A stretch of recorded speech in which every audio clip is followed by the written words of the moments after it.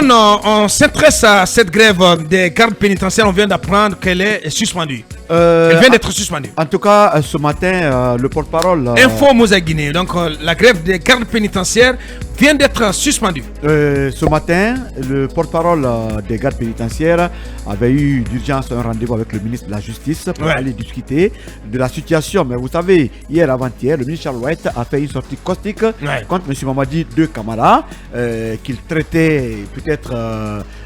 certainement de faire cavalier solitaire par rapport à des revendications qui ne seraient pas fondées. Il a même demandé à ses amis de lui complètement. Mais malheureusement, devant la détermination des gardes pénitentiaires, finalement, hier à la maison centrale, la nuit, il fallait y vivre. Des alertes étaient venues comme quoi un assaut devrait être lancé contre ces gardes qui avaient bloqué la maison centrale. Et à l'intérieur de la maison centrale, des informations de sources concordantes, les gens étaient prêts à tout, même à ouvrir toutes les cales pour libérer les prisonniers au cas où ils seraient attaqués. Et finalement, selon des informations, le haut lieu ayant appris cette détermination, a essayé quand même de mettre balle à terre et discuter pratiquement avec ceux qui ont réclamé, en tout cas, ceux qui ont fait des revendications pour le bon vivre. Hier, quand j'ai écouté Mamadi Deux Camara et d'autres citoyens, j'ai comme l'impression qu'il y a des travailleurs dans ce pays qui sont relégués au second plan. Quand on me dit qu'un garde pénitentiaire ne perçoit que 1 million de francs guinéens, à l'époque avec un sac de riz qui est déjà supprimé, ça veut dire aujourd'hui ils n'ont pas de sac de riz. Le ravitaillement en riz est supprimé. Voilà. Ils n'ont qu'un million de francs guinéens ni rien. Ces messieurs demandent à ce qu'on augmente 500 000 sur leur salaire pour mieux vivre et surtout équiper les maisons pénitentiaires, comme on appelle des moyens de locomotion qui n'existent pas et les différents responsables. Bien. Vous avez, si tu permets, l'icône, parce que j'ai sous la main quelques confidences faites par Mamadi Deux Camara qu'on tente de joindre, on espère y arriver. Donc dans l'article mis en ligne par Moussa Guinée, il se confie en disant: nous avons suspendu la grève. Hier à 23h, le ministre Charles est venu à notre rencontre. Ensemble, on a débattu les points, donc des points, et il y a eu des garanties par rapport aux points sur notre statut, et l'ensemble des gardes pénitentiaires aussi a accepté la doléance. Pour le moment, certains points de nos réclamations ont été satisfaits.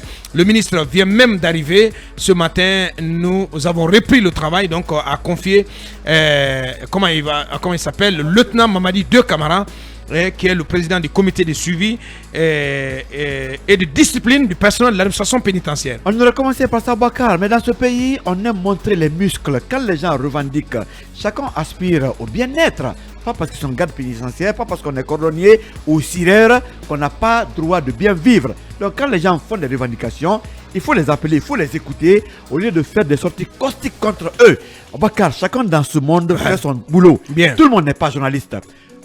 Ceux-là qui sont dans les bureaux ne peuvent pas faire leur travail. Alors s'ils sont là-bas, essayez de les mettre dans les conditions, puisque ces messieurs-là gardent des multi-riches, des narcotrafiquants, ils ne sont pas dans les conditions. Mais comment vous voulez que ces prisons-là soient sécurisées? Donc, mieux vaut tard que jamais. Il y a eu des compréhensions. Mais le ministre Alain Koné, avant de quitter, était sur le point de résoudre le problème de ces messieurs. Quand Charles White le succède, et je crois qu'il doit aujourd'hui faire de sorte que ces messieurs qui ne sont pas des sous-guinéens soient aussi quand même bien traités et qu'ils aient au moins le minimum pour faire un travail, un travail qui est très difficile, que beaucoup de nous ne peuvent pas vraiment tenir. Merci. Voilà, il faut rappeler, Bassikou, que ces agents de l'administration pénitentiaire réclamaient entre autres l'application du statut particulier du personnel pénitentiaire, le statut qui date du 31 octobre 2016. Donc un statut qui a été signé en 2016 mais qui n'est pas appliqué.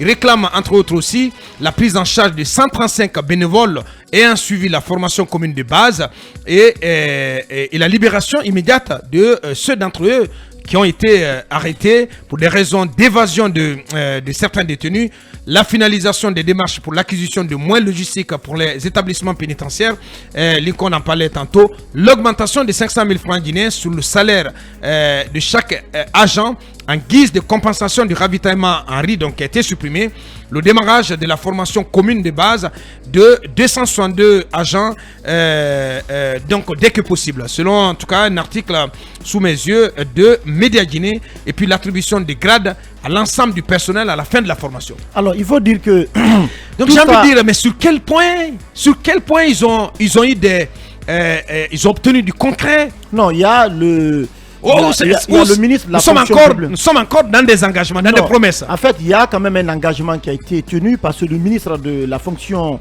publique, Julien Yombouno, vous savez, a pris hier plusieurs arrêtés d'engagement. Il s'agit par exemple de l'engagement à la fonction publique de 94 agents pénitentiaires, de 15 contrôleurs de l'administration pénitentiaire, de 16 inspecteurs de l'administration pénitentiaire, donc ce qui totalise 123 agents donc, qui viennent d'être effectivement intégrés à la fonction publique et dont la prise en charge est effective.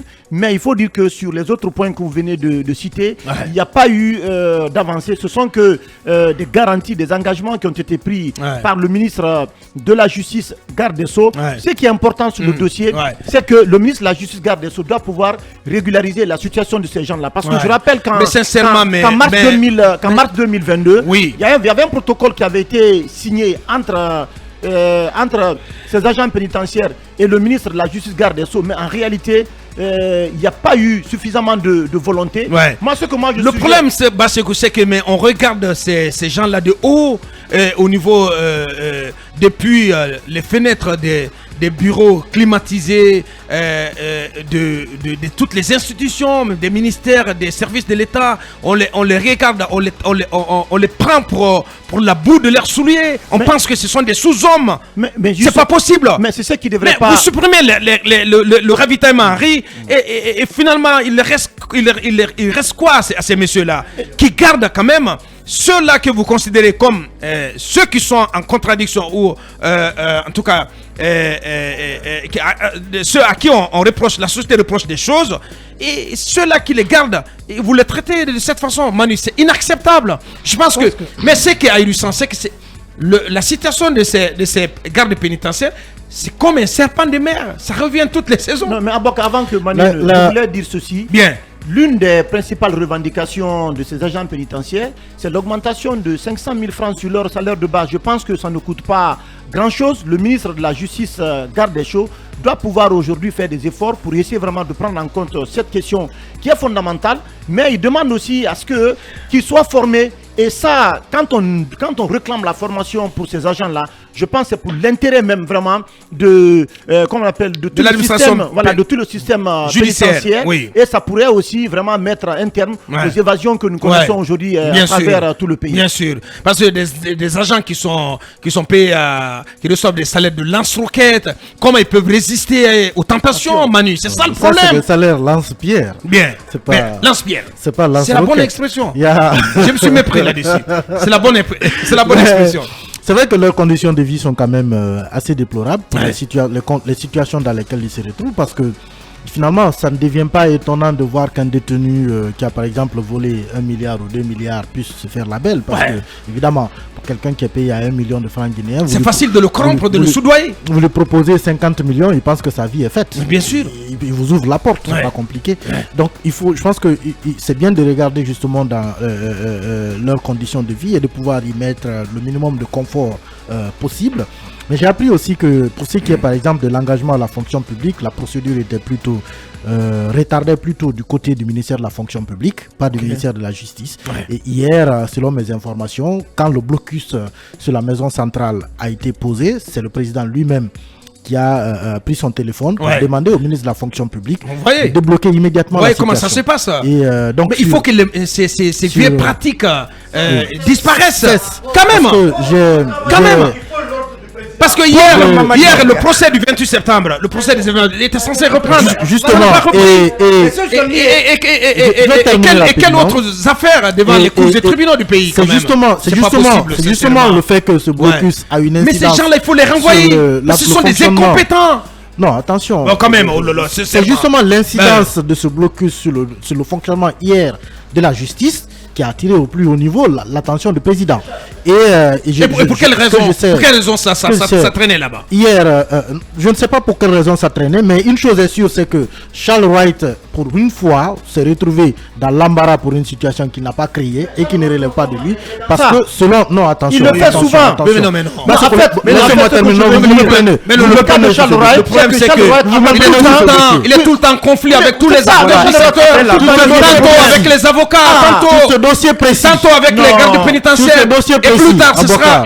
Il est en conflit avec l'AMD. Mais attendez quand même. En conflit avec l'AMD, l'association des magistrats de Guinée. En conflit avec les avocats. En conflit avec les gardes pénitentiaires. Tout ça, c'est vrai. Qui reste? Mais on va faire la part des choses. Vous savez, on n'est pas ministre. On n'est pas ministre pour créer des problèmes dans le secteur dont vous avez la charge quand même. Charles Wright, vous êtes là pour donner des réponses aux problèmes qui se posent et aux défis qui assaillent le secteur, mais pas pour étouffer un secteur. C'est vrai. Mais je dis encore une fois que tous les problèmes que vous avez cités, c'est vrai, ils existent. Mais on revient sur le cas particulier de ces gardes pénitentiaires.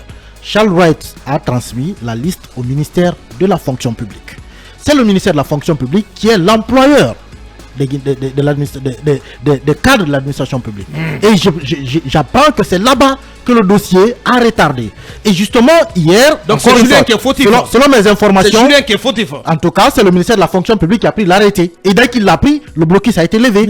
J'apprends, en tout cas, selon mes informations, c'est que le président a demandé au ministre de la fonction publique de débloquer la situation. Donc c'est là-bas où c'était débloqué, c'était bloqué. Et justement, lorsque le ministre de la fonction publique a pris tout simplement l'arrêté, les gardes pénitentiaires ont obtenu ce qu'ils voulaient. Bien sûr. Maintenant, sur les autres mais il n'y a pas que ça. Il n'y a pas que ça. C'est pourquoi je dis, sur les autres questions, je disais encore une fois que pour le point concernant l'amélioration des conditions de vie et de travail de ces gardes pénitentiaires, ça ne peut pas être négociable. Parce que, évidemment, comme Lincoln l'a dit, je pense que ça reste à vérifier, 1 million de salaire par mois, ce n'est pas un salaire. C'est même pas une prime. Non. Il faut pas, on peut pas donner ça. On peut pas donner ça à quelqu'un qui va garder un ancien premier ministre. C'est pas possible. C'est pas du tout sérieux. Si cela est avéré, il va falloir régler cela. Mais il y a un autre point de revendication aussi. Il y a, oui. Particulier. Oui. On apprend que depuis 2016, il y a un statut particulier. Bien sûr. Oui, et qui peut être appliqué.